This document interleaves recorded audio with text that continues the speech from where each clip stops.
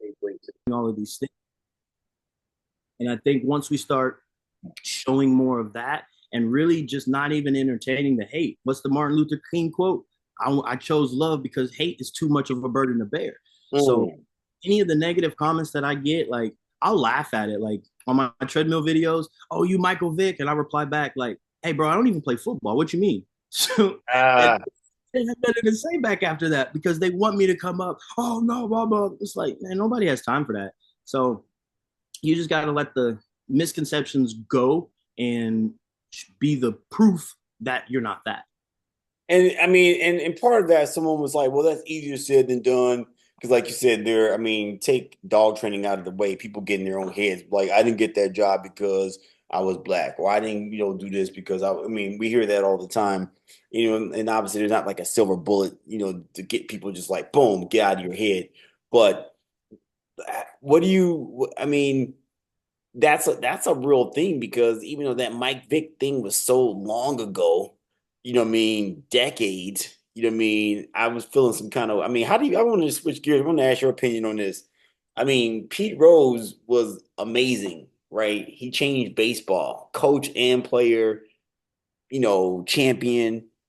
But like I've heard people like crying, like Pete Rose should be in the Hall of Fame. Like they're like, forget that he was like doing illegal gambling and like he broke the laws, right? Like Mike Vick ain't no one pleading for him ever. You mean I'm not saying I'm comparing gambling to being associated with dogfighting rings, but like and maybe once he gets like 70 or 80, there might be some sympathy for him. You mean, but when we talk about like stereotypes, that little I don't like putting energy out there to things. I mean, because not even just him, just in general, people don't think you and me and think like I got two Frenchies upstairs. I got a Labrador upstairs. You mean I got a Yorkie poo upstairs. I got two Yorkie poos, two Frenchies, and a lab here. I don't even like pit bulls. I'm not into pit bulls. You mean, but that's not what you think though. What do Yeah. we do to start like? I guess like even I know we're saying that, but then people aren't comfortable with like you. Like, and I'm so happy, man, when I see that you're doing the cat training. You mean, or shout out to my boy Sterling, who's the cat trainer. You know what I mean? How do we get people? If there was a silver bullet for people to get out of their heads, what would you say to that person that's listening, that's a black professional that's in our industry to get out of your head to expose like what you guys are doing? Man, I think you got to be comfortable in your own skin. I think that's going to be most important. People get dogs because I think people get dogs because they're trying to compensate. So people they want a big bad tough dog because they want that perception, they want that look. And once they get out of that trying to have that image, I think they're going to actually have more fun because a lot of people get these big tough dogs and they're actually afraid of them. So it's like you're doing more of a disservice because now that dog is the stereotype because one, you're afraid of the dog, so the dog really controls everything that's going on. Like one of my favorite dogs that I have now is Boot, and he's an Australian Shepherd. He's a pretty dog, and everybody says that, and that's literally why I got him because when I walk in Rocco down the street, people are looking at me like, "Oh, damn, that's a dog fighter." When I got Boot, they're like, "Oh shit, that's a dog trainer." And there's some people that, "Oh, he's a soft dog, he's this, he's that." I'm like, I don't need the biggest, baddest, toughest dog in the world. Like, I don't live that life where I'm gonna have to be worried about that. But I know for damn sure if I tell him to go, he gonna nail you, and he got teeth, and that's all the dog needs. You don't need a 185-pound dog to keep you safe. All you need is a dog who likes you and is going to be a little bit motivated. And even the cats, like a lot of people don't like cats because they're like, oh, they're dumb and da da da. Like, nah, they're actually very intelligent. And you have to make sure that you're communicating clearly. And I think a lot of people don't know how to communicate clearly because they don't understand what they're even trying to do. They're having these big goals, and it's like you don't even know the first step to get that goal. Like people want dogs like Rocco or Creed or Ego or Tron on all these dogs, and it's like, do you know how much time that actually took to get that? But you want your dog that you did nothing with from the moment you got it. Now you got a 5-year-old dog, and you're like, hey, let's go out and try to do all of this stuff. So it's like you have to have realistic expectation and goals and not be afraid to be different, not be afraid to be looked at weird. Like I'm not really an e-collar trainer, so there's a lot of trainers that look at me like, oh, you're not an e-collar trainer. But I'm not an all positive trainer either. I'm not like clicker every time the dog does something right. It's like there's a time and a place for everything. But I rather have the line of communication that my voice is more powerful than any tool. Because I've seen some very, very well trained dogs when they got that e-collar on, and you take that collar off, that dog's gone. So you got to get out of your own way. You got to be comfortable in your own skin and just honestly don't give a fuck what anybody else really has to say because you got to live with the decisions that you make at the end of the day. Word. And I think too, I want to highlight for those that don't know, you all have a crew down there. I mean, it's you and your team, man. Can you talk about your team a little bit because I found that so amazing. And when we were in Vegas at Super Zoo, because this was brought up to me a couple of times, like, man, they working together like a crew. They working together like they got their own like posse because you all like really supportive of each other. And unfortunately, we have to say this, you don't see that with a lot of brothers a lot of times coming together, just putting egos aside to work with each other. How'd you all meet? How'd you all get to that point? What's your mission? So Trev actually he does a lot of videography stuff. So he actually hit me up I think 3 or 4 years ago and sent me a DM was like, "Hey, I like what you do. I want to make a video for you." I was like, "All right, bro, come on."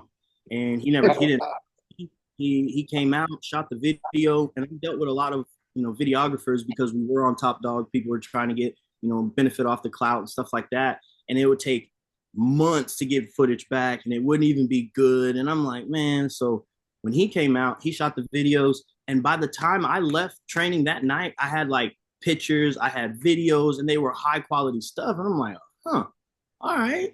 And I just kept hanging out with him. And I was actually in a transitional period from when I was at training at a different facility where it was an older white guy and he wanted me to stay, down here. And I started getting a little frustrated because like I'm doing everything. Like you said, we're training all the dogs. We're, doing social media. We're running everything, but he's a face. So he feels like he can, talk down and belittle me. And at that time, when I met Trev, it was literally, I was on my way out and I started getting with him. And you've met Trevor. He's a very confident individual and he's business oriented. And he was like, you should just do it yourself. And he helped motivate me and poured into me, helped me get my confidence back because I started doubting myself if I could actually train the dogs. And it was just in a weird transitional period. And you get around people that are going to motivate you and push you better. And he's never asked for anything. It's never been like, hey, I'm doing this because I want this from you. Like iron sharpens iron at the end of the day. So it's just been a really good refreshing because he doesn't really have an ego in the sense of he doesn't mind helping people out. And I don't have, I'm like, man, what can I do? I want your dog to be better than my dog. So like you said, we had to get our egos out of the way. And when you do that, the magic can actually happen. And it's the same thing with my buddy Jamil. He was actually afraid of dogs before he started coming out and training with us. Oh And we wow. together and he was like, man, like that looks pretty cool, bro. Like I was like, come on out. And he was like, all right, but I'm scared of dogs. So I was like, yeah, come on out. You'll be all right. First day he came out, he got in a bite suit and took a bite from Rocco. And you can even ask him. He's like, I did that because I trusted you. I knew that you could call your dog. And now he be getting out there with some monsters.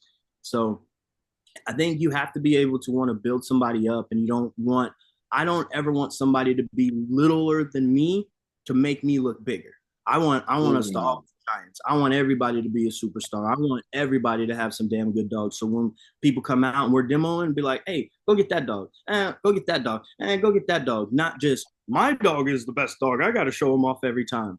So you got to get out of your own way and definitely get the egos out and make sure everybody's working toward the same goal. And that's just to better the dog world. And that, I mean, I think that is so amazing, man. And I felt it felt good being in this crew of like four black men of out getting content, sharing concepts, talking about what's the best equipment, just the whole that camaraderie, because I feel like that is definitely part of what we need to like, advance what we're happening. Let me ask you this. So tell us exactly where you're at in this country. And then what service do you offer? Like, as far as the people that are watching this, if they want to get involved with like sending their dog to you.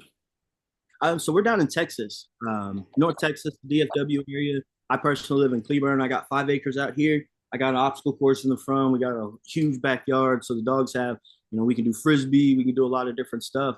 Iron Sharp Canine is the name of my brand. Iron Sharp Canine on all social media platforms. IronSharpCanine.com is our webpage.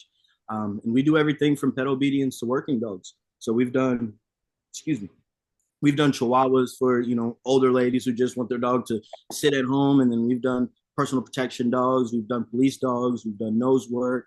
So, I mean, you want something done with your dog, we can figure out a lesson plan for you. Can I send so how does that work with like, do you do doggy boot camp? Yeah, so we do board and trains. I actually got a guy from California right now who's talking to me about sending me a Roddy. So if you get the dog out here, we'll do what we need to do. Okay, that's what's up, man. And then what about like people that are, if they want to come down there to do like, are you doing any shadow programs right now? If people are in that area that want to learn how to become a dog trainer?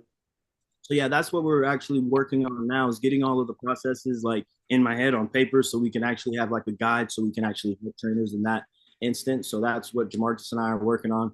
We got a recall program we're about to shoot. We're going to do a confidence building program, and then we're going to do a patience program that we're going to shoot. So yes, we are offering those. And the business side of things is what I'm working on now. Is like I've never really just been the businessman type person, but being around Trev, you got to be business oriented because it just makes sense. We're not doing this shit because it's fun. We're not doing it as a hobby. Like we are running a business, so we got to make sure we have all our system processes and all of those kind of things in order before we want to bring other people on because we don't want to lead anybody astray. I want everybody to have all the information to make better dogs.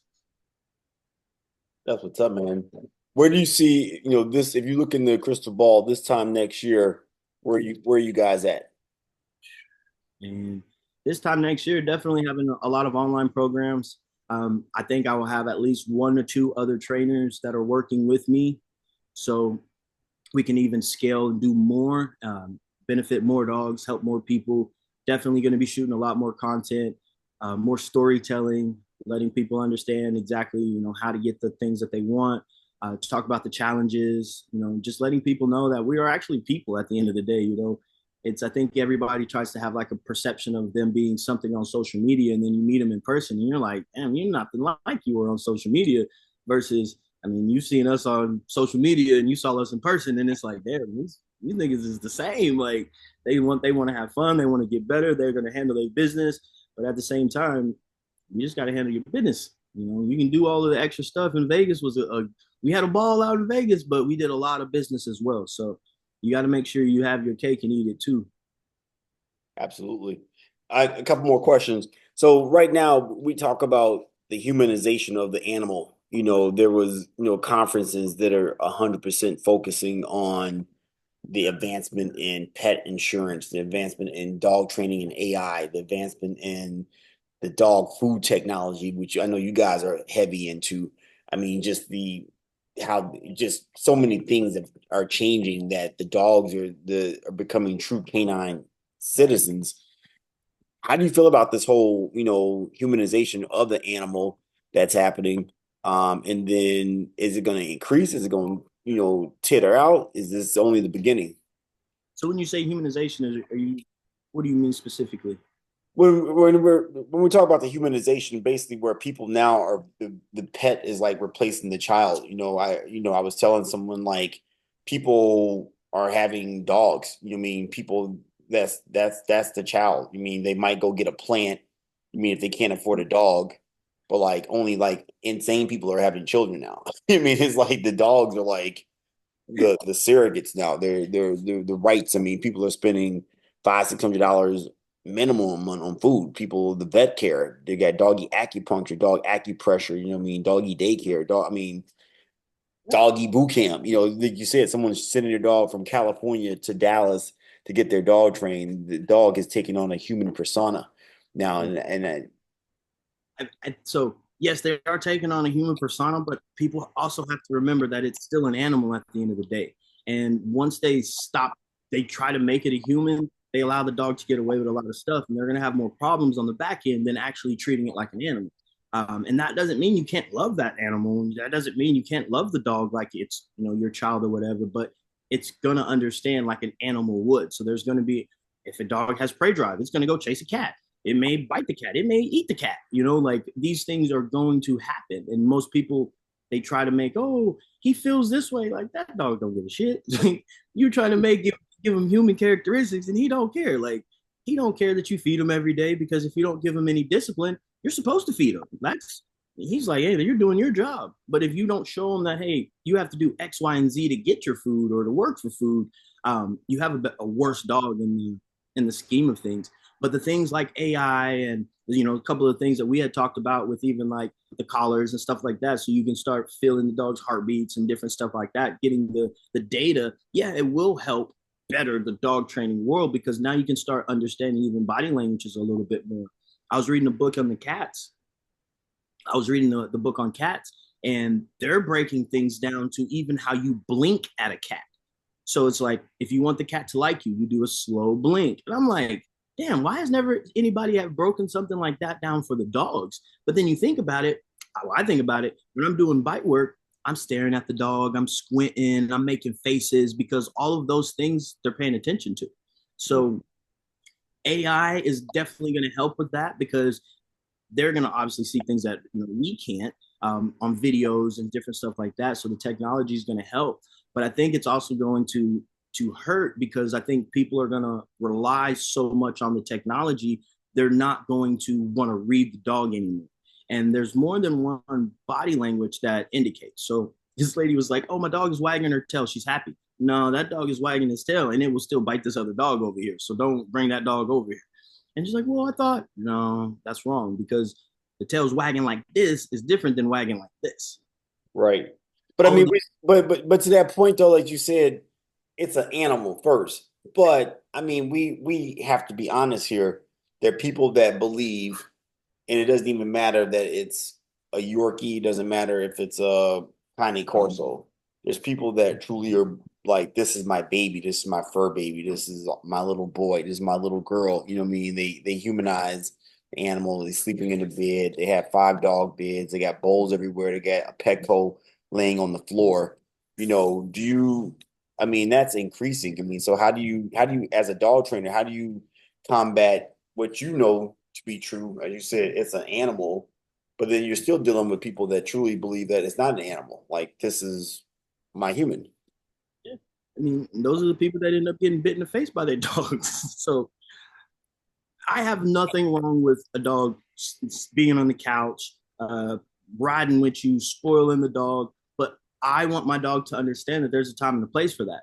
Because if I tell you to, hey, go lay down, that don't mean get on the bed. That means, hey, go lay down over there, or go get in your crate. Because you have to have those boundaries. It's just like kids. If you never give your kid any boundaries, they're going to run rampant, and they're going to be more of a liability for society than an addition, an asset. And all of these dogs, like, people, yeah, they want to spoil their dogs. And again, there's nothing wrong with that, but you have to have the discipline, because if not, people are going to get hurt, and people have gotten hurt. And that's why, these bullies and even doodles and stuff like that, they're biting people because, oh, my baby can do whatever he wants. Like, no, like, you can't do that. You got to socialize these dogs. You got to take them out. You got to have the lines and the boundaries. It's like door manners. I don't want my dog busting out of the door. I had a dog literally get hit by a car because he ran out of the front door. I didn't have any way to call my dog back. He was being an animal. He was searching. He was navigating, and I was chasing him. So he was like, "Hey, you coming with me? All right, cool, cool, cool." So it's like, yes, you can have all of that, but we have to make sure that we are communicating to these dogs that this is the line you can cross, and this is the line you can't cross. I love that what you said. That's so powerful that people are getting hurt and bit for those reasons because they do believe that. I like saying this stat, and this was an old stat, like 2010, 800,000 people are critically injured by dogs every year. I love that 45,000 are face bites. So I'm like, I like that you said that's the person that treats the dog like that is the one that's getting bit in the face. Um, Rhetorical question. I know how I feel about this.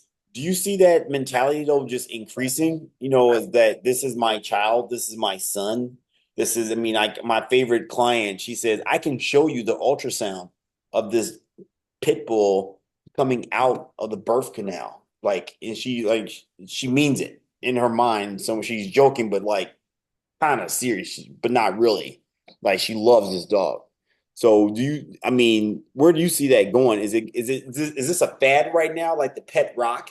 And then one day people won't care about pet rocks, or like will dog obsessions that these are little boys and children that are in furry little suits only increase? I mean, I hate to say it, but I think it is going to increase, especially with social media, because there's some big influencers and stuff that are dressing up their dogs and having cake parties and all of these different things. So more people are probably going to get into it, and I don't think it's ever going to slow down. Like you said, a dog is a $500 billion industry, so I think it's just going to go up. And all we can do is continue to try to educate people. Like, yeah, they can be all of that for you, but you still have to realize that it's an animal and it might bite you if it wants to. Like, because it's safety at the end of the day. We got to preach safety for these dogs because a lot of people will get dogs, spoil them their whole life, and then they have a baby, when the dog is 5, 6 years old. This dog has had freedom to do whatever it wanted its whole life. And now you're changing the whole dog's world, and the dog does something wrong. You know what they do? They get rid of the dog. And that dog can't go to nobody else because it hadn't been socialized. It hasn't had any discipline. So you're putting so much time and effort in this, and then when life changes, then you just throw the dog out.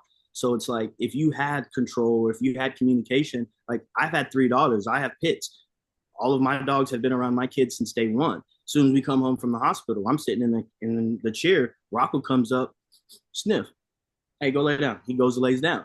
Like even socializing them with desensitizing to their ears and tails and all of this. So like when the kids are babies, I'm still paying attention, but they can mess with him and he's not going to do anything. So it's like if you have discipline with your dog and you have a line of communication, when life changes, they can adapt. But if you've never shown your dog, hey, this is what you do in X, Y, and Z situation, when life changes, they're not going to know what to do and they're going to lash out because dogs are about survival. If you are either good for me or you want to kill me. In the wild, they don't take chances. I like that. In the wild, they don't take. Let me ask you this: do you think what since part two to your question? So you said yes, you feel like it's going to increase. I believe that it's going to. I know it's going to increase. You're really going to see people that are thinking like these are my children even more. With that said, is that a different dog trainer then that has to be created? I mean, do you at a certain point do you say like, hey? I can deal with this person that truly knows it's an animal, and I want this dog to protect me. My dog lives outside. My dog is doing bite work. My dog is a dog, right? He's not in my bed. But then this person over here is like, no, my dog is my pet. He can protect me, but I don't want him to. I don't even want him to go outside. I want him to sleep on his bed. I don't, I want him to be my pal, my little son. Is that a different? Is it can that dog trainer have that duality inside, or is that two different dog trainers? I mean, you should be able to have that duality because at the end of the day, it's just about communication. So, like, you've done some stuff with some police officers, and police officers swear that dog is a tool. It's a tool on the belt. They will sacrifice that dog in a minute. And when you think about it, okay, I understand your philosophy because it is a tool for you because it's part of your job. And then at the same time, we've dealt with people that, oh, fur baby, da da da da, don't go outside. They don't go in water. They pee in the house. Going water. So nonsense. You're just like, man. So you should be able to communicate with both of those because at the end of the day, you're still communicating to a dog. You just have to learn to get the person to understand what you're, saying to them. And I think once we, like me personally, I always tell the story about my dog running out, not having a recall and getting hit by a car. And then people are always like, dang, like, and I'm like, yes, I couldn't imagine now one of my dogs running out of the front door and end up getting hit by a car because I have so many ways that I can call them back. I can put them in a down. I can call them to a tuck. I can call them to a left. I can just say no and the dog's going to stop. So once you start making it more life or death for these dog people, I think they start understanding a little bit more. And it's not just saying that, it's actually showing them the difference and the benefits of having a dog that you can trust, having a dog that you can call back, having a dog that you can take more places.